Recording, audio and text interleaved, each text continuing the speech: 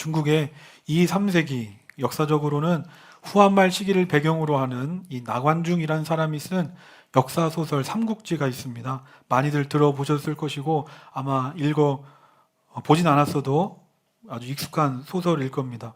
주인공이 누굽니까? 대표적으로 유비, 관우, 장비로 말할 수 있습니다. 삼국지 소설을 보면 얼마나 많은 인물들이 등장하는지 모릅니다. 헤아릴 수 없을 만큼 그 시대를 풍미했던 영웅들의 이야기입니다. 삼국지는 천하를 차지하려고 하는 영웅들의 이야기다 보니까 대부분이 이제 권력을 차지하기 위한 암투, 그리고 나라 간의 전쟁 이야기입니다.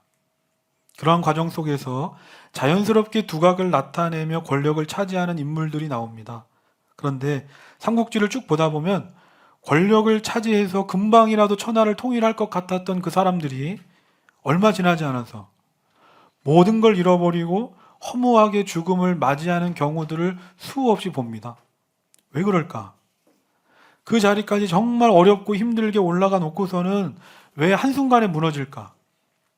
그들에게는 공통점이 있습니다.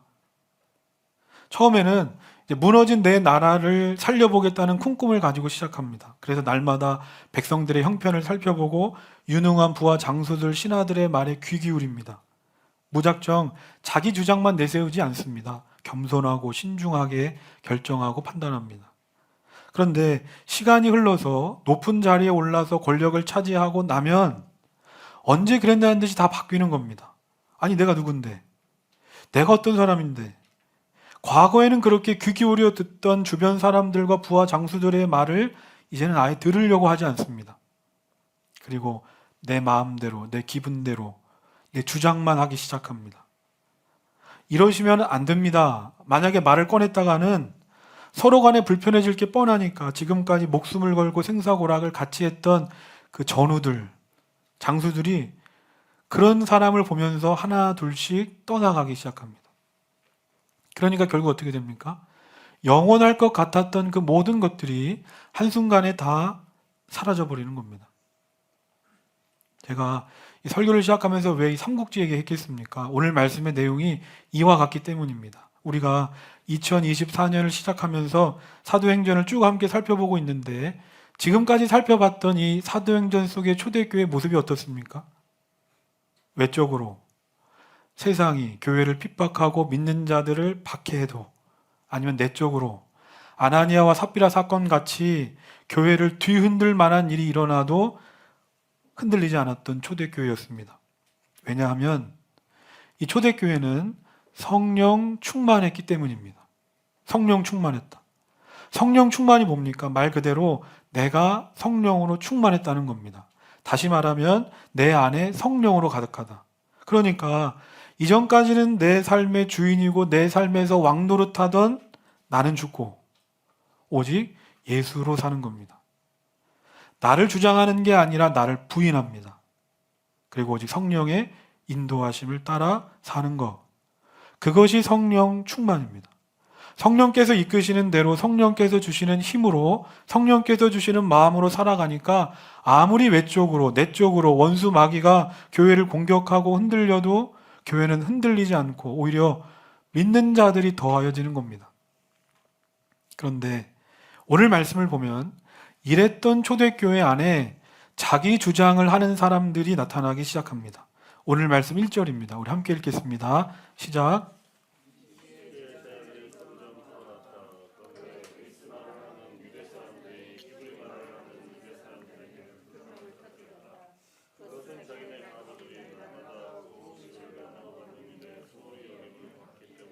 일 절 말씀을 보면 눈에 들어오는 단어가 있습니다. 불평입니다. 불평. 우리가 보는 이 세번역 성경에서는 불평이라고 하는데 개역개정 성경에서는 원망했다고 말합니다. 원망. 여기서 말하는 불평, 원망은 그냥 섭섭했다, 아쉬웠다 하는 정도의 말이 아닙니다. 여기서 쓰인 불평과 이 원망이란 단어는 내 믿음과 신앙이 뒤흔들릴 정도로 불평과 불만, 원망이 가득할 때 쓰는 말이라는 겁니다. 아니, 그러면 외적으로나 내적으로나 아무리 공격하고 해도 흔들려고 해도 흔들리지 않고 오히려 날마다 믿는 자들이 더하여졌던 이 초대교회 안에 왜 갑자기 불평과 원망의 소리가 들렸을까?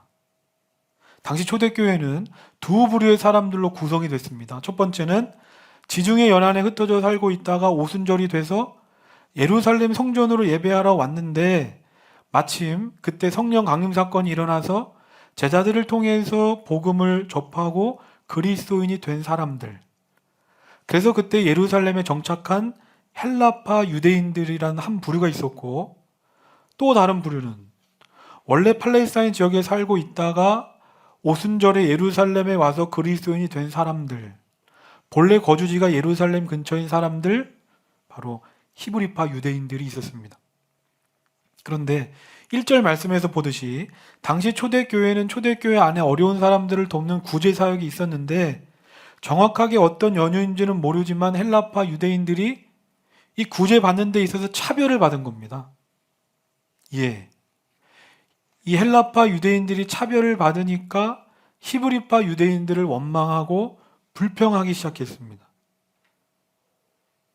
오늘 말씀을 보면서 무언가 안타까운 마음이 들지 않으십니까? 초대교회가 지금 나쁜 짓을 한 거 아닙니다. 자기 이익을 위해서 한 것도 아니고 어려운 이들을 도와보려고 한 구제였습니다. 그래서 그 구제를 위해서 희생도 하고 헌신도 했는데, 오히려 이 구제 사역을 통해서 초대교회가 서로 편을 나누고 갈등하기 시작했다는 겁니다. 이것이 오늘 우리에게 말해주는 게 뭡니까? 그것이 좋은 일이든 또 그것이 나쁜 일이든, 건강한 공동체든 건강하지 못한 공동체든 문제가 찾아올 수 있다는 겁니다. 다시 말해서 문제 없는 인생은 없고 문제 없는 교회도 없다. 그러므로 나에게도 우리 교회에도 문제는 언제든지 찾아올 수 있다. 그러므로 중요한 것은 문제가 찾아왔을 때 그러면 그 문제를 내가 어떻게 바라보고 어떻게 대처하고 어떻게 해결하느냐. 그렇다면 초대교회는 오늘의 이 문제를 어떻게 바라보고 대처합니까? 오늘 말씀 2절입니다. 우리 함께 읽겠습니다. 시작. 그래서 12사도가 제자들을 모두 불러놓고 말하였다. 우리가 하나님의 말씀을 전하는 일은 제쳐놓고서 음식 베푸는 일에 쓰는 것은 좋지 못합니다. 교회가 문제를 만나니까 사도들이 교회 모든 성도들을 불러다 모아놓고 말합니다.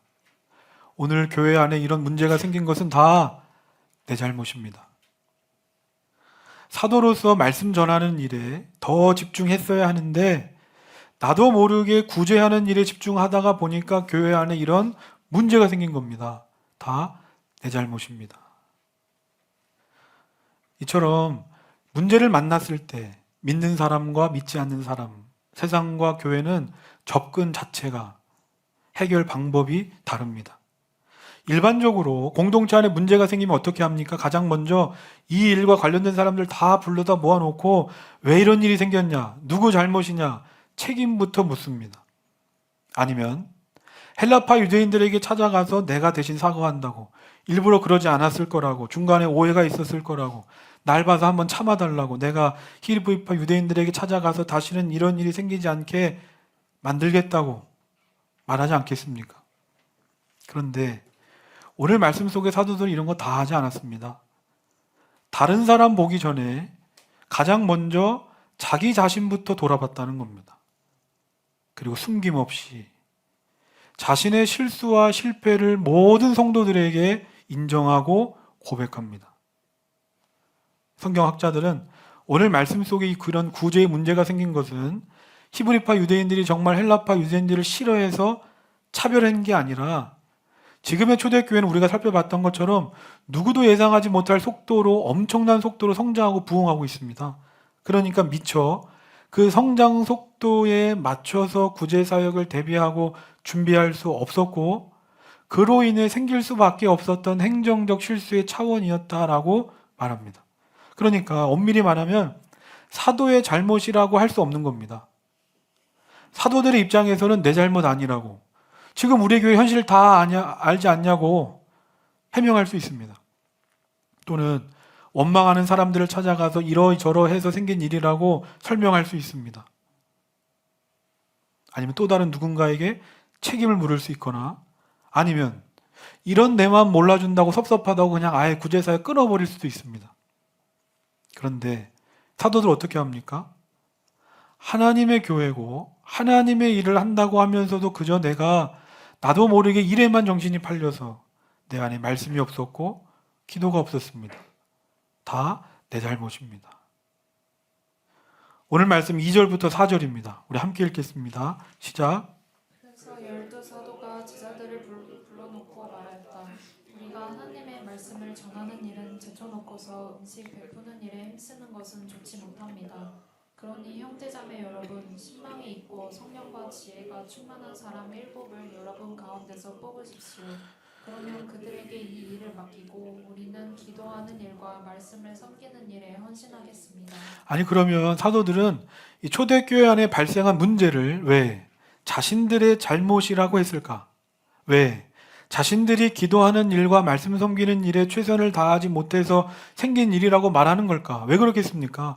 만약에 초대교회 공동체가 말씀과 기도에 사로잡혀서 성령으로 충만한 공동체였다면 결코 내 입장, 내 생각, 내 주장만 할 수 없기 때문입니다. 과거의 초대교회가 어떤 공동체였습니까? 과거의 초대교회 공동체는 성령으로 충만해서 나는 보이지 않았습니다. 늘 다른 사람만 보였습니다. 그래서 누가 시키지도 않았는데 자기 집과 땅을 팔아서 자기보다 어려운 사람들을 위해서 다 나누고 베풀었던 공동체가 초대교회 공동체였습니다. 그때 무슨 교회의 질서가 있었고 행정이 있었습니까? 그저 성령으로 충만하니까. 내 마음이 은혜로 가득하니까 문제될 게 없었습니다. 그런데 그랬던 초대교회가 얼마 지나지도 않았는데 다른 사람을 돕고 살피기는커녕 내가 누군데 어떻게 나한테 이럴 수 있냐고 다른 사람의 입장과 상황은 이해하지 않고 그저 나만 바라보기 시작했다는 겁니다. 내 주장만 하기 시작한다. 초대교회에 닥친 이 문제 앞에서 사도들은 골똘히 생각하는 겁니다. 만약에 이전의 초대교회라면 지금 상황에서 어떻게 했을까? 오늘날과 같은 문제를 만났을 때 원망하고 불평부터 했을까? 아니다. 이전의 초대교회라면 문제를 만났을 때 말씀으로 풀었을 것이고 이전의 초대교회라면 문제를 만났을 때 그 문제를 가지고 다 같이 모여서 뜨겁게 기도했을 것이다. 만약에 오늘의 이 문제도 문제를 가지고 사람들에게 찾아가기 전에 먼저 하나님께 나아갔다면 이 문제를 가지고 사람의 생각과 감정으로 판단하기 전에 먼저 하나님께 나아가 기도했더라면 문제될 일도 아니었을 텐데 이런 초대교회를 보면서 이 사도들의 마음이 아파왔던 겁니다. 오늘 이 초대교회 안에 일어난 이 구제의 문제는 그저 눈에 보이는 우리 공동체 문제일 부분뿐이지 정말 이 문제의 근본 원인과 뿌리는 영적인 것에 있었구나. 기억하시길 바랍니다. 나 자신과 우리 공동체 안에 말씀과 기도가 사라지면 반드시 문제가 생긴다. 왜냐하면 말씀과 기도가 사라지는 순간 하나님 중심이 되는 게 아니라 늘 내 중심이 되기 때문입니다. 그때부터는 하나님이 그리시는 큰 그림을 보지 못하고 그저 내 눈앞에 보이는 현실만 보게 됩니다. 반대로 내가 지금 말씀과 기도로 충만하고 하나님이 주시는 은혜로 가득하면 우리는 날마다 하나님의 뜻과 마음에 민감해집니다. 하나님이 원하시는 건 뭘까? 무엇이 하나님을 기쁘시게 하는 걸까? 지금의 내 상황과 환경에 관계없이 하나님의 일하심을 기대하게 되고 그때부터 내 마음에는 무엇이든 품을 수 있는 넉넉함이 생깁니다. 그리고 어떠한 문제도 참고 견딜 수 있는 여유가 생깁니다. 저는 오늘의 말씀이 단순히 우리의 신앙의 영역에서만 단순히 교회에서만 적용되는 말씀이라고 생각하지 않습니다. 우리가 사는 일상, 가정, 학교, 직장, 교회에서 다 똑같이 적용되는 말씀입니다. 아니 목사님 요즘 세상이 어떤 세상인데 말도 안 되는 사람과 말도 안 되는 경우가 얼마나 많은데 그것이 어떻게 다 내 잘못이라고 할 수 있습니까? 아니 어떻게 그것이 내가 말씀을 보지 않고 내가 기도하지 않아서 생긴 문제라고 할 수 있습니까? 다 내 잘못이라고 내가 믿음 안에서 영적으로 바로서지 못해서 생긴 일이라고 하면 세상이 나를 얼마나 한심하게 보는데 얼마나 나를 바보처럼 무시하는 줄 아십니까? 맞습니다. 우리가 사는 현실은 그렇습니다. 그런데 그럼에도 불구하고 우리가 그렇게 살아야 하는 이유가 있습니다. 우리가 왜 그렇게 살아야 됩니까? 지난주 말씀입니다. 사도들이 예수님을 전했다는 이유로 날카로운 조각들이 붙어 있는 채찍에 맞아서 살이 떨어지고 피범벅 피투성이가 됐는데 그들이 뭐라고 말합니까? 예수님 때문에 모욕 당할 수 있는 자격을 얻게 된 것이 기쁨입니다. 다른 이유가 없는 겁니다. 우리가 이 세상에서 무시를 당하고 바보 같다는 소리를 듣고 손해를 봐도 다 내 잘못입니다. 내가 말씀대로 살지 않고 내가 기도하지 않아서 그렇습니다 라고 고백할 수 있는 건 우리가 바로 우리의 삶으로 예수님을 전해야 하는 증인이고 세상과 다름으로 구별된 교회고 말씀과 기도가 우리의 힘이고 기쁨이기 때문입니다. 오늘 말씀 속의 사도들이 모든 성도들이 보는 앞에서 이 문제가 나 때문이라고 자신들의 실수와 실패 때문이라고 인정한다는 게 쉬운 일이라고 생각하십니까? 잘못하면 리더로서 지도자로서 권위가 추락하고 잘못하면 이 문제에 대한 책임을 질 수 있습니다. 그리고 주변에서는 아마 이렇게 말했을 겁니다. 꼭 그렇게까지 하셔야 됩니까? 그냥 조용히 넘어갈 수 있는 일을 왜 큰일을 만드시려고 하십니까? 라고 말했을지 모릅니다. 하지만 사도들은 주저하지 않았습니다.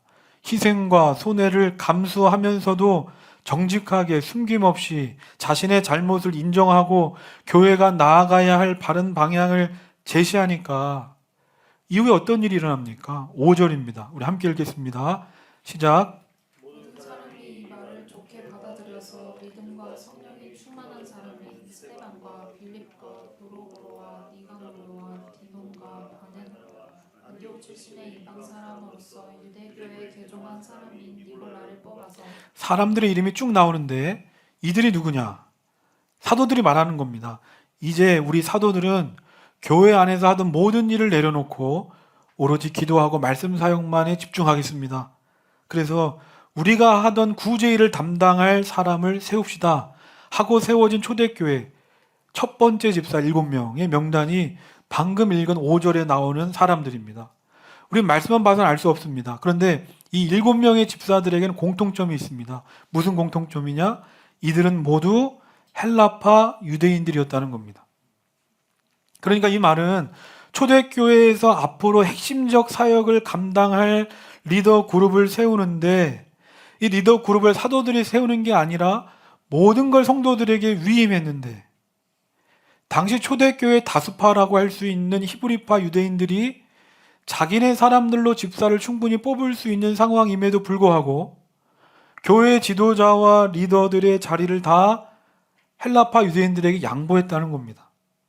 이겁니다. 만약에 사도들이 이 모든 문제가 나의 잘못 때문입니다 라고 말하지 않고 히브리파 유대인 때문입니다, 헬라파 유대인 때문입니다 라고 책임을 돌렸다면 어떻게 됐겠습니까?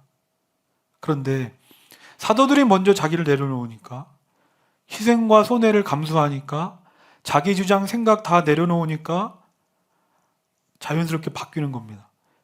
히브리파 유대인들도 헬라파 유대인들도 서로를 향한 원망과 불평의 마음들이 오히려 자기 자신에게로 돌아가게 되는 겁니다. 아, 우리의 잘못 때문이구나. 다 내 잘못 때문이구나. 저는 오늘 말씀을 보면서 다시금 깨닫게 됩니다. 아, 하나님은 사람을 통해서 일하시는구나. 준비된 사람을 통해서. 방금 전까지만 해도 초대교회가 아주 절단날 위의 상황이었습니다. 원망과 불평이 가득했는데 7 집사를 세우니까 어떻게 됩니까? 문제가 단번에 해결되는 것은 물론이고 언제 그랬다는 듯이 하나님의 역사, 하나님의 일하심이 더 힘차게 일어나기 시작합니다. 오늘 말씀 3절입니다. 그러니 형제자매 여러분, 신망이 있고 성령과 지혜가 충만한 사람 7을 여러분 가운데서 뽑으십시오. 그러면 그들에게 이 일을 맡기고, 저는 우리 가운데 하나님께서 귀하게 쓰시는 하나님의 사람들이 나오게 되기를 소망합니다. 그러면 하나님께서는 어떤 기준으로 하나님의 사람을 세우시는가? 성령과 지혜가 충만한 사람, 성령과 지혜가 충만한 사람. 우리 교회도 이 개척교회로 앞으로 많은 사람들을 세워갈 텐데 저는 기도합니다. 하나님, 우리 교회의 다른 어떤 것보다 성령과 지혜로 충만한 하나님의 사람들이 세워지게 하옵소서. 오늘도 원수먹이가 우는 사자처럼 교회와 믿음의 사람들을 삼키려고 하는 이때에 성령과 지혜로 충만한 사람들을 통하여 우리 교회가 믿음의 반석 위에 든든히 세워지게 하옵소서. 우리 교회 청년들이 많습니다. 하나님께서 각자에게 주신 사명과 비전이 있습니다. 사명과 비전을 가지고 기도하시기를 바랍니다. 하나님, 내가 하나님께 귀하게 쓰임받기를 원합니다. 그러므로 하나님께서 나에게 주신 비전과 사명을 내가 온전히 감당할 수 있는 사람이 되도록 나에게 성령과 지혜를 주시옵소서 기도하시기를 바랍니다. 마지막으로 오늘 말씀 7절입니다. 7절 함께 읽겠습니다. 시작. 하나님의 말씀이 계속 퍼져나가서 예루살렘에 있는 제자들의 수가 부쩍 늘어가고 제사장들 가운데서도 이 믿음에 순종하는 사람들이 많았다. 초대교회는 완벽한 교회가 아니었습니다. 여러 가지 문제와 어려움을 가진 교회였습니다. 그런데 우리가 말씀에서 봤듯이 하지만 초대교회는 이 모든 문제를 해결했습니다. 사도들이 말씀과 기도라는 본질에 집중했고 믿음의 사람들을 세워서 사역을 나누니까 하나님의 말씀이 퍼져갑니다. 믿는 자들이 더하여집니다. 그리고 나중에는 사도들을 핍박했던 제사장들까지 예수님을 믿게 되는 더 놀라운 일들이 이루어지기 시작합니다. 이렇듯이 문제는 절망의 대상이 아니라 극복의 대상인 줄 믿습니다. 문제는 절망의 대상이 아니라 극복의 대상이다. 그런데 그냥 문제를 극복하는 것 정도가 아니라 문제를 극복함으로 우리는 더 강해지고 더 놀라운 축복을 받게 된다는 겁니다. 그러므로 우리에게 찾아오는 갈등과 문제를 피하지 않으시기를 바랍니다. 오늘 말씀을 보면 분명 초대교회를 뒤흔들 만한 문제였습니다. 그런데 초대교회 공동체는 자신들에게 찾아온 문제를 문제로만 본 게 아니라 이 문제가 나를 하나님 안에서 더 강한 사람으로 만들어줄 것이다. 이 문제가 바로 나를 하나님께서 나에게 예비해 주신 더 큰 축복을 받게 해줄 것이다 생각하고 믿음으로 극복하니까 결국에는 이 문제로 인해서 초대교회가 더 단단해지고 부흥케 되는 겁니다. 우리가 이 사도행전 말씀을 통해서 이 초대교회라는 하나의 교회가 세워져 가는 모습을 보고 있습니다. 이 모습을 보면서 어떤 생각이 드십니까? 하나의 교회를 세운다는 건 참 어려운 일이구나. 쉬운 일이 아니라는 겁니다. 우리가 여기까지 짧게 봤지만 초대교회 안에 지금까지 얼마나 많은 어려움과 문제가 있었습니까? 그런데 그 문제를 처음 만났을 때는 참 힘들고 어려웠지만 이제는 그런 문제들이 찾아와도 더 이상 초대교회에는 그런 것들이 문제거리가 되지 못한다는 겁니다. 왜냐하면 그 모든 문제를 이미 이전에 다 극복했기 때문에 내가 그 모든 과정들을 지나서 성장하고 자랐기 때문에 과거에는 내 삶을 뒤흔들 만한 문제였지만 그 문제를 통해서 내가 자라고 나면 내가 성장하고 나면 다시는 그런 문제들이 나에게 문제가 되지 않는다는 겁니다. 그러므로 지금 내가 또 우리 교회가 혹 문제 가운데 있다면 시험을 받고 있다면 그것은 아직 내가 그것을 견디고 이겨낼 만큼 충분히 자라지 못했구나 라는 사실임을 깨닫고 다른 사람을 보기 전에 먼저 나를 돌아보시기를 바랍니다. 그래서 문제 앞에서 절망하는 것이 아니라 이 문제를 통해서 더 크고 놀랍게 나를 빚어가실 그 하나님을 기대하는 저와 우리 모두가 되기를 주님의 이름으로 소망합니다.